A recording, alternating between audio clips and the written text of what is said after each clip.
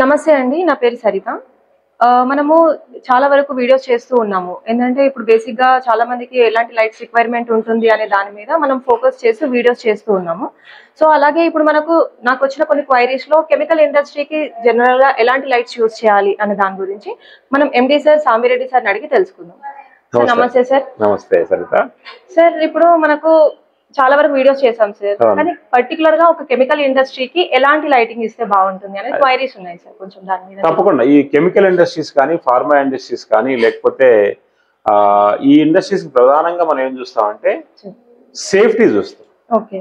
ఎందుకంటే ఒక pharma industry కానీ కెమికల్ ఇండస్ట్రీలో కానీ ప్రొడక్ట్ అనేది చాలా సేఫ్టీగా ఉండాలి. సో జనరల్గా సేఫ్టీ విత్ లైట్ వస్తుంది. ఎట్లా మనం ఆ ఏరియా క్లీన్ కనిపించాలన్నా కానీ మనకి లైట్ కనిపించాలి, లేకపోతే మనం వాక్ చేయాలని లైట్ కనిపించాలి, ఏదైనా వర్క్ చేయాలని లైట్ కనిపించాలి. కానీ సేఫ్టీ స్టార్ట్ విత్ లైట్ అని చెప్పుకోవచ్చు. 100% సంబంధం ఉంది. నెక్స్ట్ నేను ఏం చెప్తాను అంటే ఇప్పుడు ఒక ఫార్మా ఇండస్ట్రీలో ఆఫీస్ రూమ్ ఉంది. ఆఫీస్ రూమ్ లో మనం జనరల్ గా ఏం చేస్తారు, క్లీన్ రూమ్ ఫిట్టింగ్స్ వాడతారు. సో దీన్ని 2x1 క్లీన్ రూమ్ ఫిట్టింగ్ అంటారు. ఇక్కడ జనరల్ గా మనకి ఏంది పెద్ద హజార్డ్ అంటే ఫైర్ ప్రూఫ్ అవసరం లేదు. సో అటువంటి ఏరియాల్లో ఈ వాడుకోవచ్చు. ఆఫీసెస్ రూమ్స్ ఎక్కడైతే మనకి ఈ ఫైర్ సేఫ్టీ అవసరం లేదో ఆ ఏరియాస్ లో మనం వీటిని వాడుకోవచ్చు. అదేవిధంగా మనకి ఎక్కడైతే ప్లేన్ ప్రూఫ్ కావాలంటే ఆ ఏరియాస్ లో మనం ఏం చేస్తాం, ఇట్లా ఈ వెల్ గ్లాస్ ఫిట్టింగ్స్ వాడతాం. ఈ వెల్ గ్లాస్ ఫిట్టింగ్స్ ఉన్నాయి చూడండి, ఈ వెల్ గ్లాస్ ఫిట్టింగ్స్ వాడతాం. ఈ వెల్ గ్లాస్ ఫిట్టింగ్స్ లో మనకు అడ్వాంటేజ్ ఏంటంటే వెల్ గ్లాస్ ఎఫ్ఎల్పి లైట్ లో ఇవి మనకు ఫైర్ వచ్చినా కానీ వీటికి ఎఫెక్ట్ అవ్వదు, వీటి ద్వారా కూడా ఫైర్ రాదు. అందుకనే దీనికి గ్లాస్ ఉంటుంది, ఇక్కడ లోపల నుంచి ఫైర్ రాకుండా సేఫ్టీ ఉంటుంది. సో చాలా సేఫ్టీస్ ఉంటాయి అన్నమాట. సో ఇవి కాకుండా మనకి ఈ క్లీన్ రూమ్ ఫిట్టింగ్స్ లో కూడా 2x2 ఉంటుంది, 2x1 ఉంటుంది, తర్వాత 1x1 ఉంటుంది. సో వాటిల్లో అడ్వాంటేజ్ ఏంటంటే ఇవన్నీ కూడా ఎంఎస్ బాడీతో చేస్తాం, అదేవిధంగా ఎస్ఎస్ బాడీతో చేస్తాం. నెక్స్ట్ వచ్చి మనం ఎఫ్ఎల్పి లైట్ తీసుకుంటే ఎఫ్ఎల్పిలో ఇదే విధంగా వెల్ గ్లాస్ ఉంటుంది. తర్వాత 2x1 అంటే ఇక్కడ 2 కాబులు వస్తాయి, 2x2 వస్తుంది, దాంట్లో కూడా 2 కాబులే వస్తాయి, ఎక్కువ లెంత్ ఉంటుంది.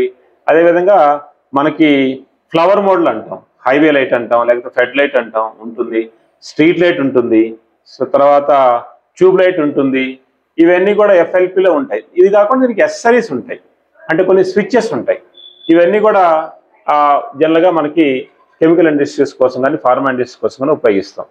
జనరల్గా ఎవరైనా ఒక ఇండస్ట్రీ ప్లాన్ చేసేటప్పుడు మనకి ఆ ఇండస్ట్రీ స్టాండర్డ్స్ క్లాస్ 1, క్లాస్ 2 లేకపోతే క్లాస్ ఈ విధంగా మనం కనుక చెప్పగలిగితే దాని ప్రకారం మనము లైట్ సజెస్ట్ చేస్తాం.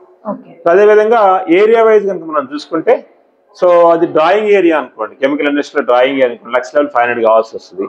అదే వర్కింగ్ ఏరియా అనుకోండి 350 సరిపోతుంది.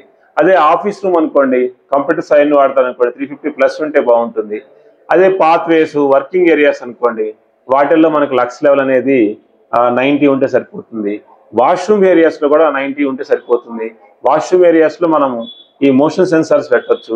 అదేవిధంగా అవుట్డోర్ ఏరియాస్ ఉంటే దాంట్లో స్ట్రీట్ లైట్స్ కానీ లేకపోతే అక్కడ మనం ఐమాక్స్ లైట్స్ కానీ పెడతాము.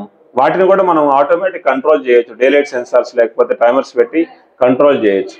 అంటే మనం కెమికల్ ఇండస్ట్రీస్ని ఒకటి సేఫ్టీ సైడ్ చూడొచ్చు, 2 పవర్ సేవింగ్ సైడ్ కూడా చూడొచ్చు, 3వది బ్యాకప్ సైడ్ కూడా చూడొచ్చు. సపోజ్ ఎవరైనా ఆఫీస్ రూమ్ లో బ్యాకప్ కావాలనుకుంటే మనం బ్యాకప్ ఇవ్వచ్చు. క్లీన్ రూమ్ ఫిట్టింగ్ లో కూడా నాకు బ్యాకప్ అవసరం, బ్యాకప్ దాన్ని ట్యూబ్ లైట్లో ఇవ్వచ్చు, బల్బులో ఇవ్వచ్చు, 2x2 లైట్లో ఇవ్వచ్చు.